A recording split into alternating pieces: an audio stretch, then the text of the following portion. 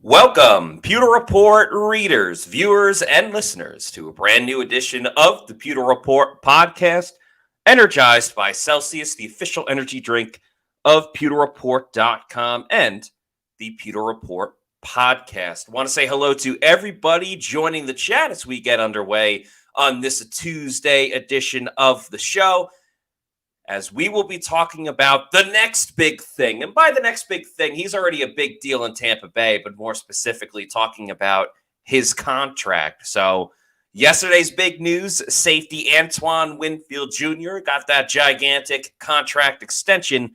Next up, Tristan Wirfs, the star left tackle for the Bucs, is very much in line to get his payday and potentially become the highest paid player at his position as well. We're going to break that all down, plus much more Bucs discussion in the world of the Buccaneers on today's show. I'm Matt Montera. Joined with me was my fellow co-host, SR, Scott Reynolds. And Scott, there was a time where the Bucs were strapped with the salary cap and weren't able to pay anybody. Right, whether it was Baker Mayfield earlier this offseason, Mike Evans as well, Antoine Winfield Jr. yesterday, and now Tristan Wirfs. Seems like he's up next. Yeah, certainly does, Matt. And, back in the early 2000s, after the Glazers bought Manchester United, there was, really 2008, when they fired John Gruden, Bruce Allen, and they went really cheap, right? With general manager Mark Dominick's promotion, and Raheem Morris was the cheapest head coach hire in the league. And they shed a bunch of salary. And the Glazers were criticized for being cheap, and maybe deservedly so at the time, because we were in a recession in 2008, et cetera. Real estate markets were affected. The Glazers made a lot of money in real estate at the time with shopping malls. Mm-hmm. But if you go back, and I walked in the door with them in 1995, so we're talking 29 years ago, and so you go back to re-signing the likes of Warren Sapp and Derek Brooks and John Lynch and Rondé Barber and Mike Allstott and keeping that band together. And they're anything but cheap. It's just they had that little period, that transition where economically they had to really kind of tighten the reins. But man, we've seen this franchise, the Glazers, go out there and just pour money into Tom Brady and Rob Gronkowski and building a Super Bowl team and going out and getting all the parts necessary for that. And then we've seen since then, right? Even Ryan Jensen's contract, which didn't he really get to play much, but he was the highest paid center in the league twice. And then now you've seen them open the checkbook up for Mike Evans and Baker Mayfield, and now most recently Tristan Wirfs is going to get his deal, but Antoine Winfield Jr. is the latest one, and it's pretty amazing to see that. This is how you build a team. And I saw this firsthand in 2002. You draft well, and then you re-sign your Pro Bowlers. You keep your stars in the building. And Jason Light is doing the exact same thing with the Super Bowl team and building another Super Bowl team as well. But, that's one of the great things about Winfield, Matt, and Tristan Wirfs is these guys were rookies during the Super Bowl season. And so they have that championship DNA that you want to keep in-house. No question about it. It's one of the best 1-2 punches really around the league in terms of first-round picks and second-round picks from that 2020 NFL draft. And I understand people, this isn't a Glazers thing. I think ownership in general in all sports, fans will try to find something to complain about or really try to kind of exploit if they're not happy about something.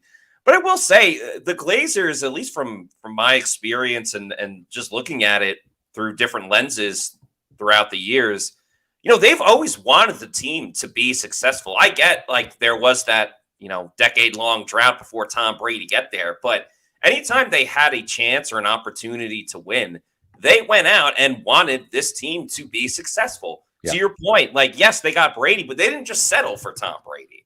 Many other owners would have been like, hey, we got Tom Brady. This is a great, marketing tactic in and of itself. It's Tom Brady. We're good. We don't need to do anything else. But no, they went out and traded for Rob Gronkowski, which obviously they had to give up draft capital and pay him too. They went out and got Antonio Brown. They re-signed everybody even after they won the Super Bowl because they said, we love doing this. We want to do it again. So, and then even after Tom Brady left, would have been very easy for ownership to say, all right, well, we had a good run. This was fun. Yeah. Now we're just gonna tank and try to get a good draft pick, which many fans wanted. So don't act like that wasn't a vocal group of people clamoring for that. They said no. We're gonna keep re-signing Levante David, and we hope to re-sign Mike Evans. And smart too. Smart to reload because you're in the NFC South. It's there for the taking every year. There's no one dominant team. I mean, look at last year, Matt. As much as we, crown the Buccaneers for winning the NFC South the last 3 years in a row, right? I mean, they went out and flat won it in 2021, right? But then in 2022, they won with an 8-9-1 record. Yeah. Or I'm sorry, an 8-9 record. I don't know where the one came from, but an 8-9 record, and then last year a 9-8, and so it's been like a razor thin margin that this team has come out on top in the South, but yet it has come out on top of the South. The Glazers recognize that, hey, let's not go back to the dark ages, right? That period from John Gruden where we fired him, and you get Raheem Morris, you get Greg Schiano, you get Dirk Cutter, and Lovie Smith, then Dirk Cutter. I mean, you're talking about a decade of darkness, right? Where there's no playoffs. And so I think that had a lasting impact on them. They did not want to go back if they could avoid it. And so they wisely did not hit the reset button and, do the fire sale and build through the draft again, because it takes time. And man, when you miss, it's bad. And thankfully, this team, you were talking about Winfield yesterday, 2nd round pick in 2020, and Tristan Wirfs today, 1st round pick in 2020. My first year on the job, 1995, best draft class ever. When you have Warren Sapp and Derek Brooks in the 1st round. And I mean, these two guys, as Jason Light has said, they kind of have a Hall of Fame trajectory that they're on right now. And this very well might be the 2nd best draft class of all time, the 1-2 punch of Wirfs and Winfield in 2020.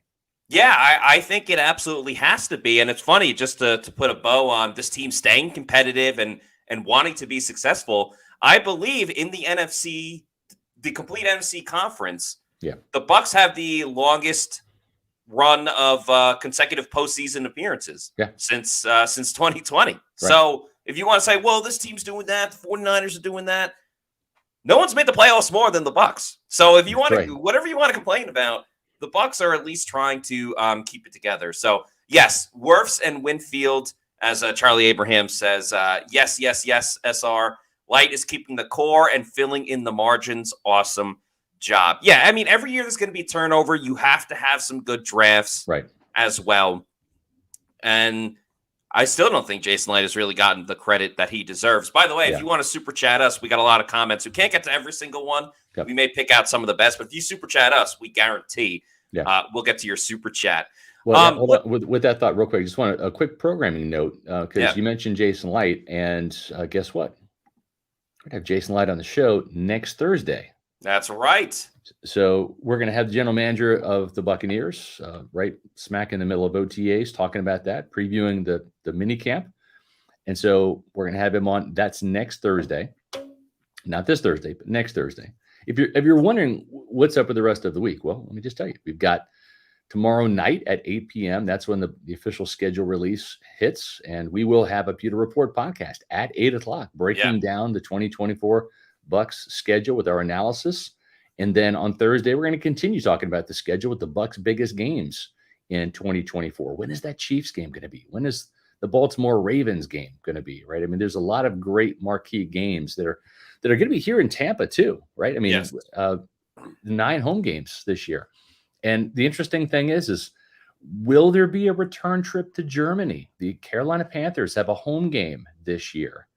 And the Panthers, the Bucs, the Chiefs, and the Patriots, those 4 teams are designated as Germany's team by the NFL when they did that international designation a couple of years ago. That's what sent the Bucs overseas back in 2022 to play and to beat the Seattle Seahawks. And you have to wonder if the NFL is like, wow, there's a lot of Bucs fans over there in Germany now. That was such a huge hit. Let's capitalize and continue to build on that. And then now let's create some Panthers fans by having this NFC South matchup over there. Remember, the Bucs and Panthers did play overseas. I was there in London back in 2019. So it's not like these two teams have not done battle overseas before. So that bears watching, and we'll see if the Bucs get a Thanksgiving game. We talked about that yesterday. So we've got a lot of great shows on tap tomorrow night, 8:00, Thursday, 4:00 p.m. breaking down the Bucs' biggest games. We talked about Jason Light next Thursday, and then 2 Thursdays after that, which I believe is June 6th, we've got Bucs assistant general manager Mike Greenberg, capologist extraordinaire, is going to be on the show, making his first podcast debut, not just with us, but with anybody. So he's done a few radio hits here and there. He's never been on a podcast before, always kind of operates behind the scenes, but this is kind of the brains behind the organization when it comes to strategy and salary cap stuff. So we're going to be honored to have not just the general manager, but the assistant general manager, Mike Greenberg, on the show here in the next couple of weeks. So stay tuned to the Pewter Report podcast. We got some great content coming up for you guys. Yeah, 100%. It's fantastic to see the brains behind how this team is constructed. And Jason Light's been on the show before. He came on not too long after the Bucs won the Super Bowl, That's right, after the parade, which was a great episode. And Mike Greenberg's a fantastic guy. Not very often you get a guru on the show itself, but we will have a cap guru, if you will, in a couple of weeks. So very excited for that. Very excited about the schedule coming out tomorrow night with our show, and then our show on Thursday too, further talking about the schedule. One thing we do know is the Bucs probably will not open up the season against the Kansas City Chiefs, who they will be traveling to Arrowhead this year. So the Chiefs obviously open up the season because they won the Super Bowl. They play the Ravens. Then the next week they are home again, playing against the Cincinnati Bengals. So we could we know we're not playing, the Bucs aren't playing them in weeks 1 or 2. Correct. Probably not week 3 either, right? Probably not week 3. It's not very common that a team gets 3 home games in a row. Especially at the start of the season. Especially at the start of the season. And I'm not sure if the Chiefs, I think they would only have 8 home games this year if the NFC has, if the Bucs have 9, I think they switch it with AFC and NFC. Yeah. So they would only have 8, so they only give them 5 other games for the rest of the season. Now, I did see a tweet before, and you got to be careful with these tweets during scheduled release time of the Bucs, not the Bucs, the Chiefs and the Cowboys having several Monday Night Football games this year. So that would make the Bucs eligible for that too, because they do go to Kansas City and they do go to Dallas. I know we talked about the Thanksgiving game with Dallas, but Monday Night Football could be another option as well. So just wanted to make everyone aware of that as we get closer to the schedule release. First thing greatest is Bucs at Atlanta week 1. Yeah, that would be like a highlight marquee matchup. Obviously, that would be one hell. That would be like Bucs Saints week 1 when Tom Brady's first game as a Buccaneer in 2020, right? Let's not forget the Bucs won the Super Bowl that year. The Saints actually swept the Bucs and won the NFC South in 2020. It started that week in week 1, so it would not be a surprise at all if they wanted to debut Kirk Cousins against the NFC South defending champion Tampa Bay Buccaneers. Buccaneers have opened the season on the road a lot. And I think there's a little bit of reasoning behind it. I was on the JP Peterson show talking about this today. If you notice, Matt, the last 2 years, right, you've got the Buccaneers opening at Dallas. That was Todd Bowles' first game as head coach back in 2022. They won that game. Then last year, they also debuted on the road in Minnesota, beat Kirk Cousins and the Vikings to start the season. And I think this goes back all the way to the Rich McKay days, because back in the old sombrero, which really was just like a tin foil. Remember, like Jiffy Pop, when you would, and probably before your time. Back in my day, man, we didn't have microwaves. You had the Jiffy Pop, and you had the corn, and you did it on the oven.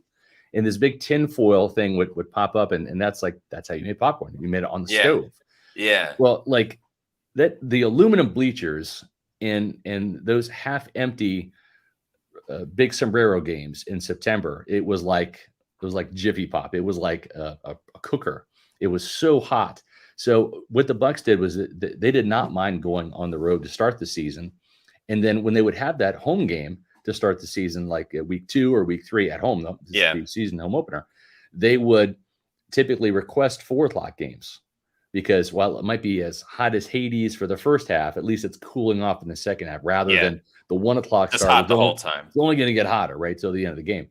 So I would not be surprised to see, and even when the Buccaneers won the Super Bowl the next year, that was, of course, a night game, right? Yes. And where did the Buccaneers play their Monday night game last year? It was week 3, early in the season. So I think a couple of things.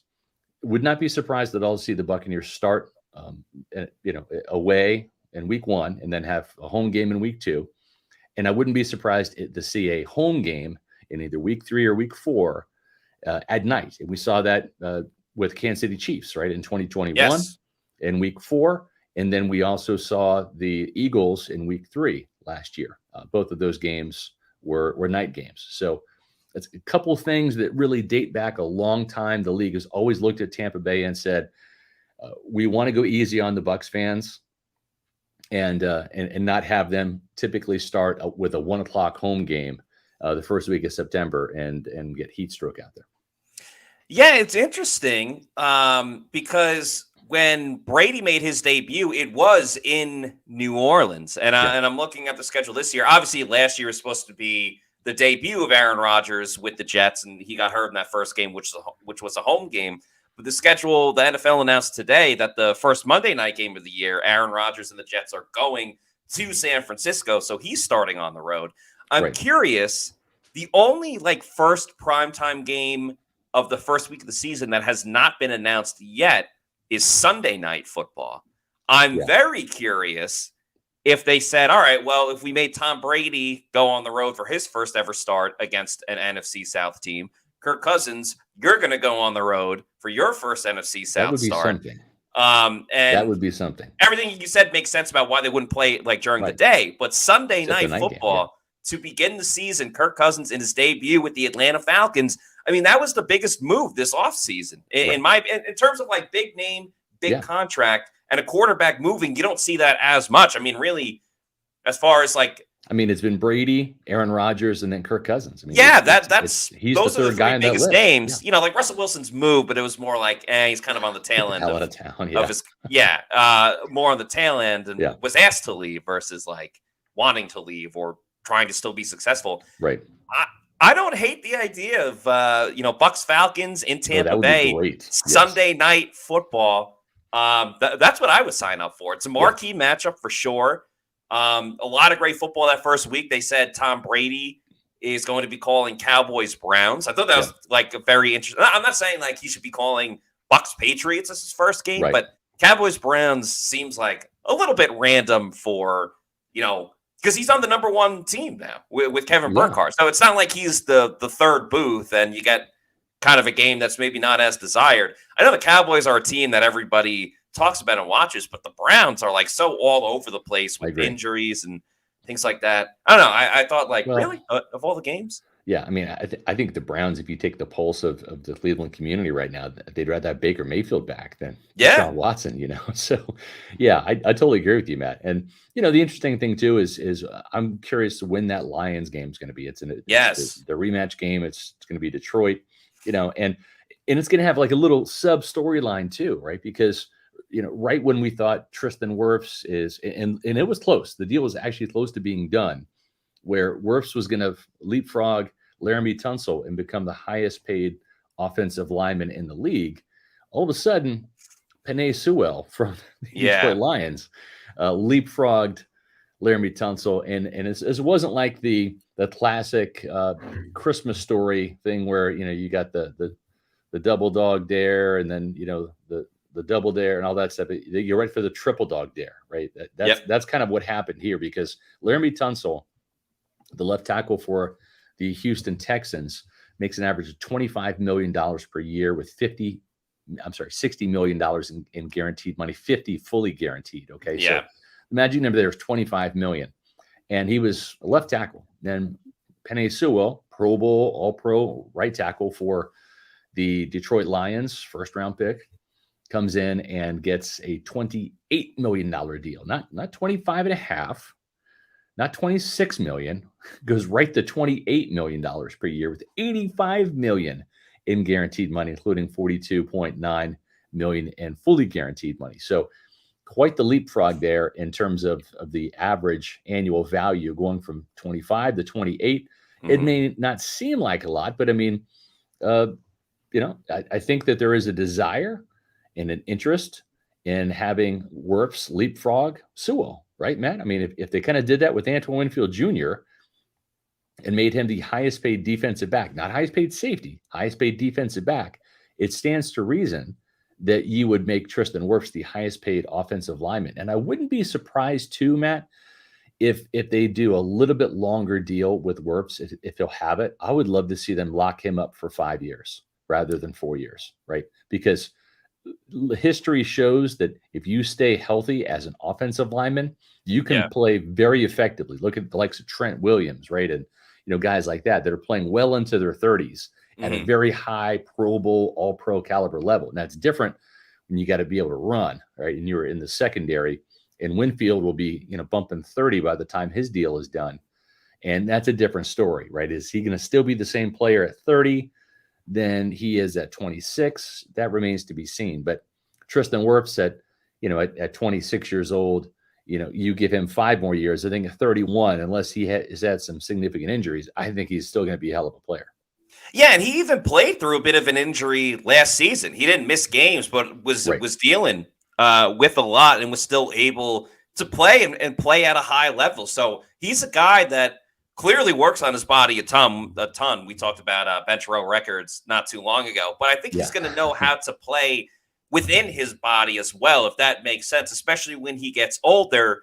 I'm not going to compare it to like a wide receiver that makes a catch over the middle and then like just goes down instead of getting a hit, avoiding the hit to stay healthier. But I think there's ways that offensive linemen, to your point of guys playing so late in their career, they can still play at a high level, excel, but also do certain things to avoid getting injured at the same time, whether it's letting go of a block a second earlier because it's on the other side of the field and it's not really going to affect what's about to happen. There's a number of different ways you can do it, and Tristan Wirfs is as tough as he gets, and he takes care of his body, like I said. So I think he's going to be a guy that can play much later into his career, and I'm sure the Bucs are so angry. Not so angry, because at the end of the day, Tristan's a great guy and deserves the money. But yeah, for that deal to come when it did for Penei Sewell, like you said, $28 million per year. Yeah. Laramie Tunsil second at 25, Andrew Thomas at 23, Trent Williams at 23 as well. So even if they weren't going to make him the highest paid player, which I think they should, they're still looking at a contract north of $26 million per year. I mean, you talk about the top 10 paid offensive tackles, the lowest, at 10th, is New England Patriots offensive tackle Mike Onwenu, who gets paid $19 million. Yeah. So Tristan is very much due for for an extension for that second contract. I do wonder. It's probably going to be $29 million, I think, when it's all said and done, right? To get him up to Sewell, it's got to be 29. Yeah, at this point, I guess there's a question: will he be the highest paid tackle? I think he has to, because I think he has to. Yeah, position after position, player after player, season after season. The next big guy, and I'm not just talking about offensive tackles, but in this case, we are talking about Tristan Wirfs.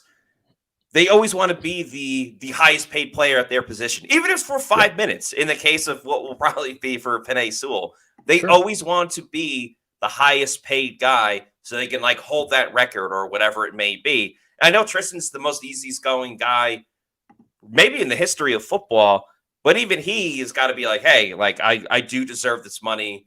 I should be paid as the highest paid offensive tackle. It's going to be really, really tough for the Bucs to really argue anything otherwise, especially when, they've asked him to do so much. Hey, we're going to start you as a rookie in a COVID season. We're going to move you from right tackle to left tackle because we don't really have any other options. So there's not really much the Bucs can say outside of, hey, don't take it too badly. Yeah, well, and I think the thing too is if you can lock him up for 5 years, that makes such a huge difference. And here's why. The Buccaneers, they put the 50-year option on 2018 first-round pick Vita Vea. He didn't even play on it because in December, of that year prior to his 5th year, which was actually his 4th year of his contract. Now, Vita's already under contract for the next year. He's already got the 5th year option, but they kind of surprised us all around Christmas, and they locked him up to a 5-year contract extension. Yeah. And it was a lot of money at the time. It was $17.75 million. It was like up there in the top 3 or 5 at the time. And so here's what time does to these contracts, because the salary cap only rises, the NFL revenues, you see these TV deals coming in, the streaming deals with Amazon and Apple and all this stuff. And it's more money. Okay. So Tristan Wirfs is going to be the highest paid player for a minute. Okay. Because remember, Penei Sewell was just the highest paid offensive lineman and at his position. And then if Tristan Wirfs comes in and leapfrogs him, it's only a matter of time before the next guy up, right or wrong, is going to leapfrog Tristan. Looking now at Vita Vea's deal, still $17.75 million, right? He's the 15th highest paid defensive tackle. So that's how quickly, in just a matter of a couple of years, he's fallen down the list. And so now Vita Vea is an exceptional value, right? I mean, you look at the deal that Chris Jones got, right? And Christian Wilkins got from the Raiders. Justin Madubuike from the Ravens, for example, Derek Brown in Carolina. These are new deals where these guys are making. I mean, you look at Jones, $31.75 million. Is he worth it? Sure, he's worth it. They've won back-to-back Super Bowls. He's 30 years old. He's still, kicking in his prime. Christian Wilkins, $27.5 million. I mean, that's almost $10 million more dollars than Vita Vea. So all of a sudden, Vita Vea, in just a span of a couple of years, is a bargain. He's a value. And guess what? If you put Wirfs out there with a 5-year deal, by the time you get to, it's going to be the same thing. Wirfs is going to be a bargain, and I don't think Tristan's the kind of guy, just like Mike Evans, right? Wasn't that kind of guy. Like, I don't think Winfield's going to be that kind of guy that as players make more money and the salaries go up, you're not going to see holdouts. These aren't the type of characters that do that. So it's a great benefit for the team to say, we're going to make you the highest paid player. And there will come a time when you aren't money that we hope that you'll understand, right? And these guys don't have Devin White syndrome. They're not about the money. They're about the team. They're about playing their best. And it's a pride thing for them. It's like what Winfield said. He wanted to be an All-Pro and a Super Bowl guy, and he wanted to be the highest paid player at his position. But the biggest thing is it's about the internal pride. It's not about the dollar sign. Yeah, I think there's a sense of duty. There's a sense of, like you said, pride. There's a sense of honoring the contract of this team, trusting you with all this money and trusting you with that responsibility. I mean, Tristan Wirfs, we've seen him grow up in front of us, He's a team leader. He's a leader in the locker room. He loves to have fun, but he takes it seriously as well. So he deserves to get paid. The other side of this, though, is like, what does this mean moving forward with like even the 2025 salary cap? Because, you got Vita Vea is going to be given $22 million per year. Jamel Dean still at $15 million. Baker Mayfield, obviously his contract first kicks in. Chris Godwin, even though he's not under contract, he still does have a bit of a cap hit because of like void years and things like that. So that's where the whole Chris Godwin situation and Jamel Dean really plays a factor in as well. Now, some of these numbers will certainly come down. Like, I'm sure Baker's not going to play on a $35 million cap hit because that's going to hurt the Bucs a lot. Yeah. Like, even Ryan Jensen technically has a cap hit because of like the contract that he was under. And Mike Evans, $22 million. Well, and the thing is, we say that this guy won't play on that cap hit. May or may not. It really depends, right? And we'll have Mike Greenberg on to kind of ask him about this stuff and maybe glimpse into the future, because this team right now, and I just I put in the chat the latest Pewter Pulse video I did, which is today on Jalen McMillan, and is he replacing Chris Godwin right next year? Not this year, but next year. And so check that out. But here's a little bit of a spoiler. Chris Godwin has the highest cap number in Tampa Bay this year at over $27 million. Vita Vea is the next closest at $20 million. And they're going to make Chris Godwin play on that $27 million. They can afford it because they're going to extend Wirfs just like they did Winfield and lower those cap numbers from 18 point whatever it is for Tristan, probably cut that down to around 8 or 9, just like they cut $10 million off of Antoine's $17.123 million deal down to about $7.3 million. So they'll create enough cap room to survive this year, sign the rookie draft class, et cetera, have some money in the coffers to pay for injury replacements or anybody that pops up on the radar that they want to add. But they're going to, they're going to have Chris Godwin at $27 million this year and some change. So I wouldn't be surprised if there is 1 year strategically where that big Baker balloon or that big Mike balloon payment, maybe they stomach that, or maybe they won't. But we'll find out. We've got Mike Greenberg coming on the program in about 3 weeks, so we're looking forward to that. Yeah, so we'll kind of dig a little bit deeper into that when Mike Greenberg is on the show.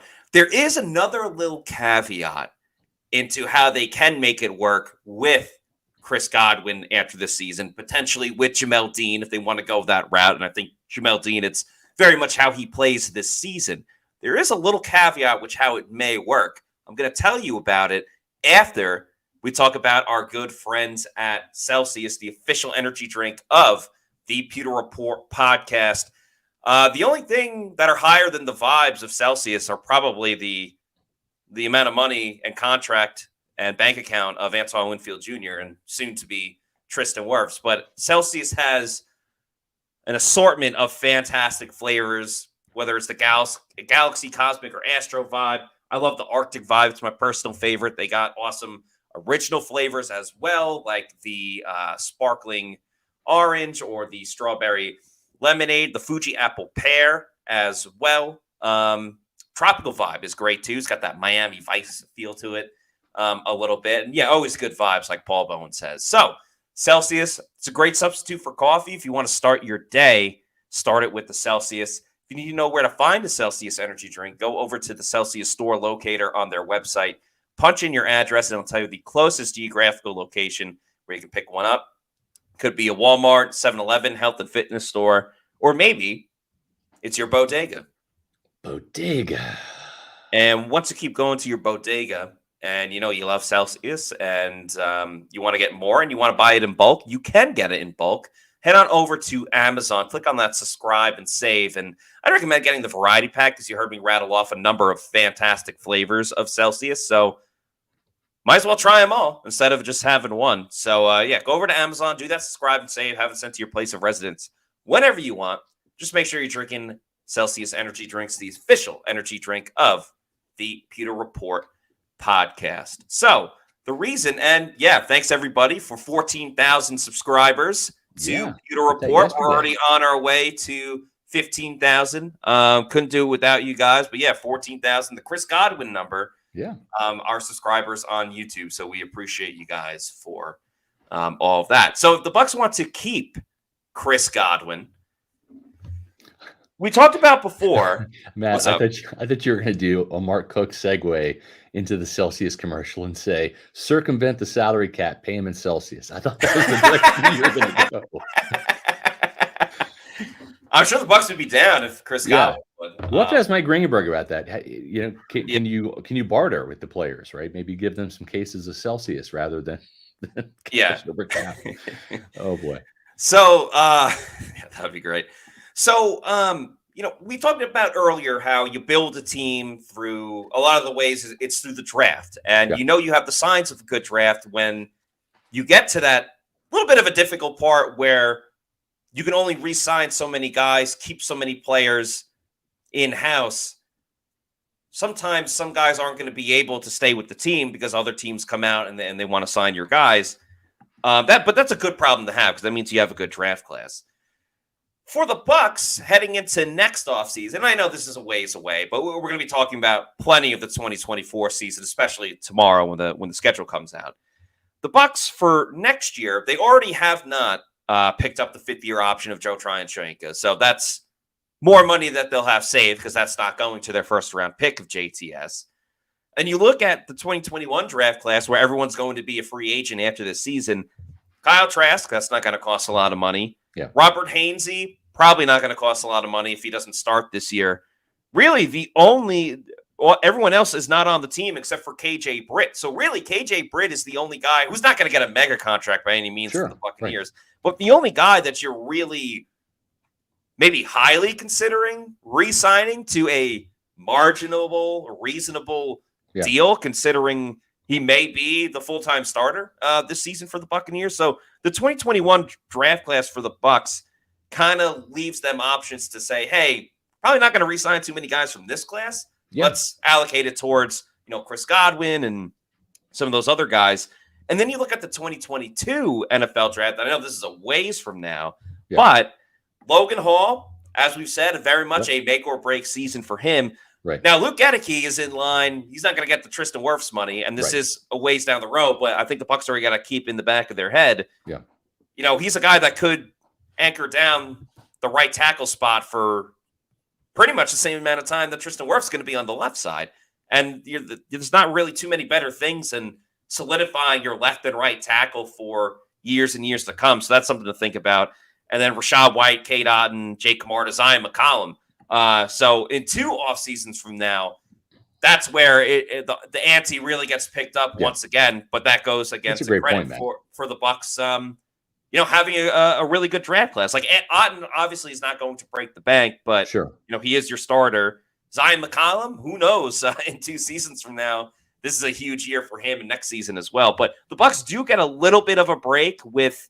It's kind of weird, right? Because you want to have a good draft class, but by not having a good draft class from 2021, it kind of opens the door for them to kind of focus on some guys that they might not typically be able to keep because of it. Yeah, no, you're exactly right. And, there's a reason why the Buccaneers didn't win the Super Bowl back in 2002, right? Or I should say before 2002. They won in 2002. But they had the same star players in 2002 that they had in 2001 and in 2000, right? Mm-hmm. We're talking Brad Johnson, coming, Joe Jurevicius, Greg Spires. It was those little roster tweaks. Dwight Smith in the secondary, Dexter Jackson. It was taking, because you had this list of future Hall of Famers, these A-listers, right? The Simeon Rice's, the Derek Brooks, the Warren Sapp, the John Lynch, the Rondé Barbers, the Mike Allstotts. You had those players that were the core nucleus of that team. And you had some other kind of semi-star players as well. Shelton Quarles, was on there. But it was turning the C players into B players, right? That was the key. It was not having Pete Pearson at left tackle. It was or Kenyatta Walker, they're moving him to right tackle. It was getting Roman Oben at left tackle. It was those little tweaks. You need some of those B players to really have a Super Bowl roster, because as much as we saw, the Gronkowskis and the Bradys and all that stuff help push this team over the edge, right? It was the Sean Murphy Buntings that had a hell of a postseason. Yeah. He had interception every game except for the Super Bowl. Exactly. And Carlton Davis never made a Pro Bowl, but was a lockdown corner, 4 interceptions that season, right? Jamel Dean, kind of the same way on the other side. So you need your star players, but you also have to have those semi-stars, right? Those players that are B players, that are not C players, because those are the kind of guys that are weaknesses. They get targeted. That's why you lose games, because you've got some chinks in the armor. But if you have a roster with your stars and then your B players, and you have a lot of those guys. And he didn't make the Super Bowl, but look at DeMar Dotson, a 10-year starter at right tackle, right? Yeah. Never made the Pro Bowl, was never one of the highest paid offensive tackles in the league, but was a solid right tackle for a decade for this team. And maybe Luke Gedeke's that. Maybe Luke's a little bit better. We'll see. But those are the kind of guys that you have to kind of keep. Ali Marpet made 1 Pro Bowl in Tampa. He played better than his rookie, or not his rookie, but his football card would say, where he had 1 Pro Bowl. And he was a highly paid guard. But what I'm saying is, you need those guys, the Donovan Smiths, who played his best football, never made the Pro Bowl, but played his best football at the tail end of 2020 and then the 2021 season. Yeah, you look at the greatest NFL teams of all time, like the undefeated Dolphins team. They don't have 22 Hall of Famers. Exactly. Not every single player is going to be elite level, cream of the crop best players, but there are foundational pieces, glue guys like we've talked about with Will Golson, and that's what makes a team a team. Yes, you need your best players to play great, but you also need other people to step up in crucial moments, and that's exactly what Tampa Bay had in 2020. Whether it was Sean Murphy-Bunting, playoff Lenny, who became Lombardi Lenny, like obviously Leonard Fournette stepped his game up. So who knows? Like Cade Otton, I don't think he's a Hall of Famer, but we've seen him score clutch game-winning touchdowns in his career so far, whether it was his rookie year against the Saints or the big touchdown late against the Falcons last year. So, that's an example of stability. Could have had the game winner in Houston, right? Yes, could have had the game winner in Houston. But, it's all about stability, keeping that group intact. And, that's exactly what Tampa Bay is going to be looking for, whether it's this offseason, the next offseason. It's about keeping the nucleus together and really keeping as much as they can because they typically draft well. I know 2021 isn't ideal, but for everything else that they've done, that clearly outweighs one average to below average draft class. Yeah, no, I agree. First name greatest. I appreciate this. I really do, but I got to pump the brakes on this. Can we all chip in and get Scott a Bucs jersey to replace the alarm clock number abomination? Yeah. That right there, it was given to me by the team for my 20th anniversary. And I'm not good in math. Usually if you're a writer, I think it's like you're like a right brain person or a left brain person. Yeah. I'm not good in math and science. I am good in like history and writing and all of that. So I did the math wrong. And I finally figured out, thanks to LinkedIn, this is going to be my 29th year entering the Buccaneers coverage, not 30th. So it was a year premature. It's what happens when you get old age. You forget things and you forget how to do math. So this will actually be year 29. So as Brian S. says, first name greatest SR, started 95. So this is year 30. It's actually year 29. I've been misleading you all. And I didn't mean to. It just, I can't do math very well. My wife mentioned it the other day. She's like, isn't it 29 years? I'm like, so I saw the things pop up on LinkedIn. Is your 29th year Pewter Report? I'm like, oh crap. All right. It's 29. So, but yeah, I hope the Bucs send me a 30 jersey after the season. They might, but it'll be maybe next year, not this year. Yeah. So year 29 covering the team on May 19th. So that anniversary is coming up, and we appreciate super chats, as they're always our favorite numbers. Yes. Because it gives you the opportunity to cut the line and see. We just stop the show right here and let Meets McGee steal the show. Right. Meets McGee just super chatted us. So bam, we are right at it. So thank you very much, Meets McGee, for this $5 super chat. Who says, when will the topic of stadium renovations (parentheses roof translucent awning) or a new stadium will get heavy after next season? And then says, road to 15K. Yes, we are on the way to 15,000 subscribers. But thank you for the super chat and this good topic of conversation as well. Yeah, Matt, you were there with me, right, when we're asking Joel Glazer about the stadium renovations. It was a very vague answer, right? Yes, very vague. I don't know that they're going to be looking into doing what Miami has at its stadium down there, the Hard Rock Stadium, where they do have those kind of awnings and all of that. I don't know that help is on the way. Yeah, I mean, obviously, the problem is, like, I think Raymond James Stadium is fine. Like, obviously, I've been there in the press box and things for Bucs games. Right. I've been to Raymond James Stadiums for other events too. Bucs games before I started working at PewterReport.com. WrestleMania was there a couple of years ago. I've been to a handful of USF games. I know other people that have been to concerts at Raymond James Stadium.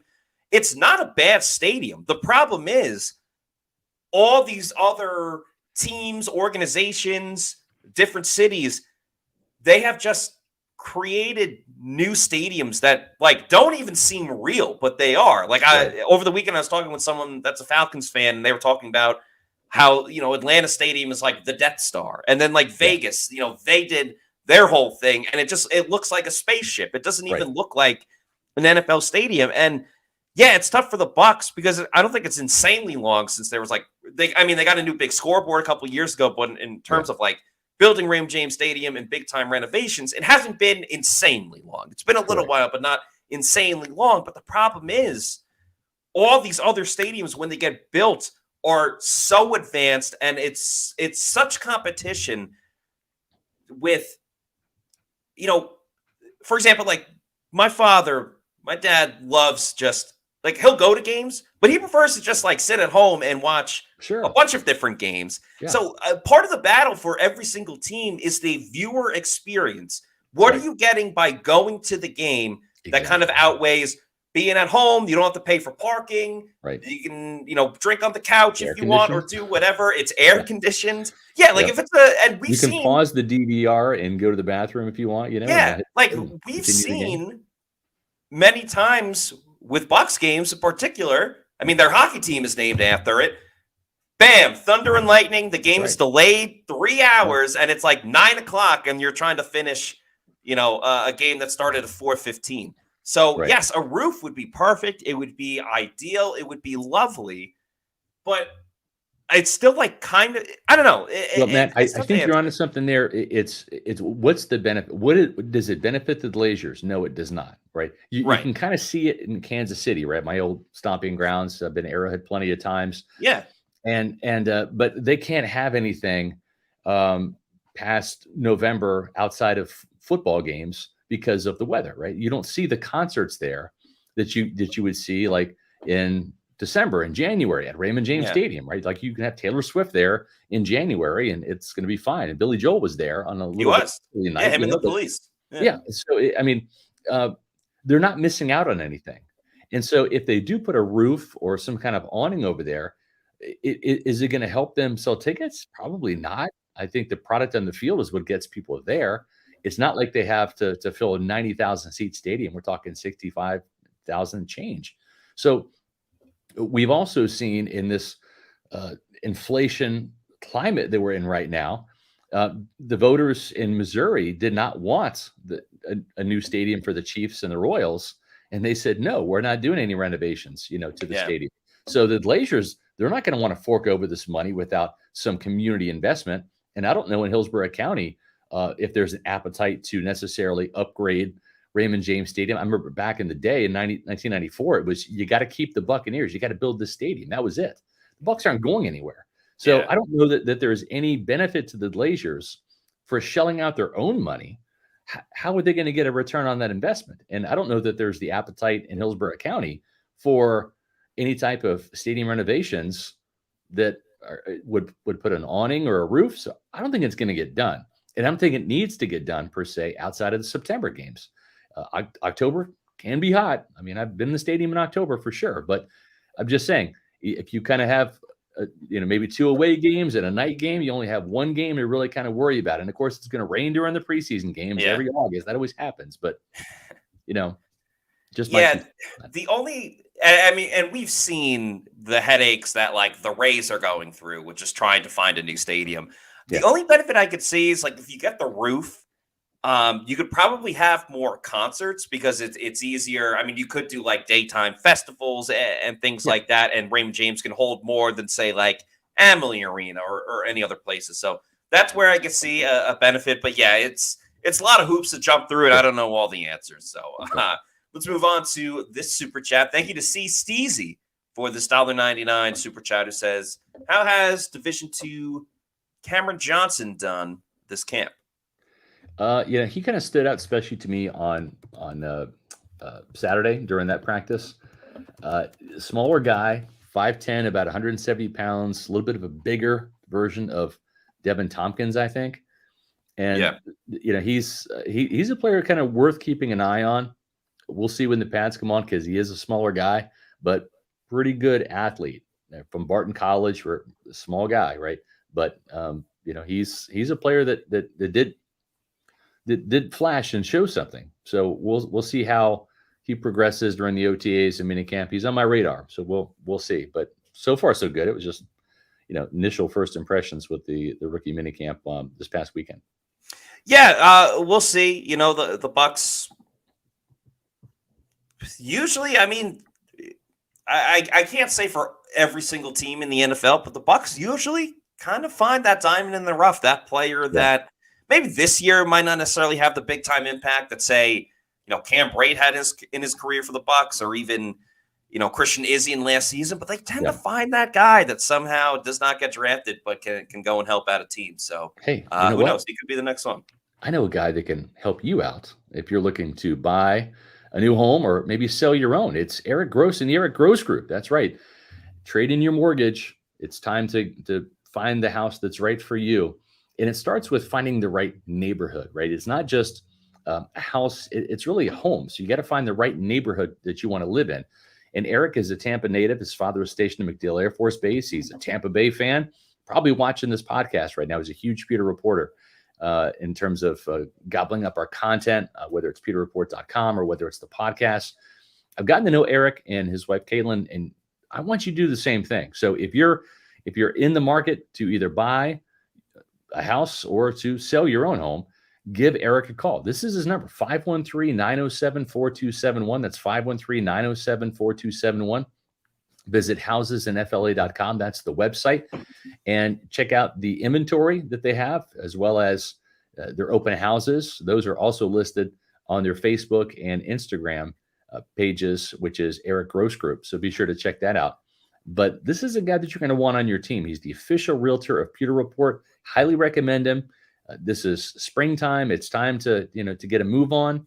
And if you're in the real estate game right now, you want him on your team because he is going to produce the win for you, whether it is selling your home, getting the most for your money, or buying, helping you buy the house that you want. So Eric Gross Group, the official realtor of Pewter Report. Visit houses in Florida. That's FLA.com. All right. As we start wrapping up the show, as we mentioned to everybody, tomorrow's show is going to start at 8:00 p.m. So 4 hours later than we typically start the show. And that's because the NFL schedule is getting released. So we will have our Bucs schedule analysis for the 2024 season. I know I said before, I can kind of see a situation where it is Bucs Falcons Sunday Night Football to start the season. Kirk Cousins and his new team against the reigning NFC South champion Tampa Bay Buccaneers. Scott, if you had to make a prediction for what the first game of the season is going to be for the Tampa Bay Buccaneers, what do you think it's going to be? I think it's going to be a road game. And I wouldn't be surprised if it's at Atlanta. I could totally see that. I could totally see the Bucs at Falcons. They did that. Dirk Cutter's first year as head coach, he got a win to start his tenure with a W up there against his former team because he was the Falcons offensive coordinator before he came to Tampa Bay. So I could see that. It might seem like a slight starting the Todd Bowles era with 3 straight road games, but earlier in the show, we kind of talked about the reasoning behind that. So I wouldn't be surprised if this is an away game, and I wouldn't be surprised if it's the Falcons in week 1. Well, the Bucs the NFL likes to have more and more primetime games because, they can sell it to companies, whether it's NBC or now Netflix is getting a game and all this fun stuff. So a lot of times it's all about the money. And if you're about your money and you want to make sure you invest it and hold on to it wisely, we would recommend Muni Financial for you. At Muni Financial, we help you live in the now. Dude, congratulations. We're so happy for you. Thank you. And even though the now may feel very different, you still need to plan for the future. How's retirement treating you? Oh, just fantastic. I know I say it all the time, but you really got to come up to Colorado. Let's do it. All right. Yeah. We can help you develop that plan to keep you on track so you can still prepare for tomorrow, today. Muni Financial. Plan ahead, stay ahead. That's right. Just across the bay in St. Petersburg is where Muni Financial is located. They've been helping me for the last couple of years with my finances and getting them all in order. And I love the investment advice I get from David and Mark and the guys over there. And the great thing is they can help you with financial advice, not just in the state of Florida, but also across the country. So whether it's advisory services, brokerage services, legacy and retirement planning, investment banking, insurance services, maybe you need to save some money for the kids' college tuitions. Well, they've got some specific programs lined up for that as well. So Muni Financial, they're going to help you plan ahead and stay ahead. Give them a call today at 1-800-868-6864. I cannot recommend them enough. 1-800-868-6864 or visit them on the web at muni.com. And once you check out Muni Financial, make sure you follow all of our social media as well. We have great content. You can follow us on X, Facebook, and Instagram at Pewter Report. and our YouTube channel is Pewter Report TV, where we just got over 14,000 subscribers. So thank you to you guys again. We got the podcast 4 times a week and tons of other content over on our YouTube channel. So please like and subscribe and leave a comment to this video once we wrap up the show as well. Yeah, here's another storyline too, right? Raheem Morris versus his old team. Liam Cohen, former Rams offensive assistant, going up against another fellow Rams offensive assistant, Zach Robinson, right? So you've got a couple of storylines there with some Rams tie-ins. It's certainly, I'm not saying I don't have any inside information, but I think that the league would like to get Bucs Falcons early and then Bucs Falcons late, like maybe week 1. Week 18? Week 18. I could I think that has to be the Week 18 matchup. Yeah. I mean, the NFL typically over the past couple of years have done where the divisional opponents, not just the NFC South, but the divisional opponents play against each other. I think that's a great way to do it. Obviously, the Bucs did it playing against the Panthers last year. They played against the Falcons the year before that. So, and another bit of schedule news. I mean, I'm going to go to the Bucs Chiefs game at Arrowhead. Never been there as a reporter covering the team, so I'm looking forward to doing that. Seeing some old college roommates, my old stomping grounds in Kansas City. But man, I would have loved to have gone to Denver. That was a couple years ago. This Broncos game is here in Tampa rather than in Denver. That's a little bit of a shame. Interestingly enough, the Buccaneers will not only see Bo Nix, they'll also see Jaden Daniels, both of those rookie quarterbacks coming here to Raymond James Stadium on the schedule this year.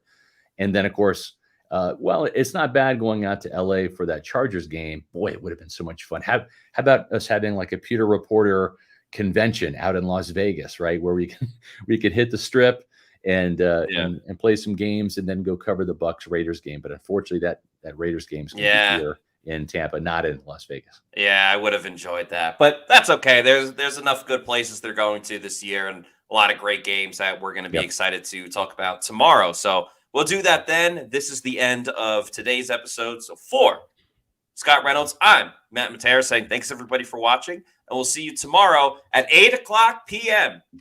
Eastern for another edition of the Pewter Report podcast. Out.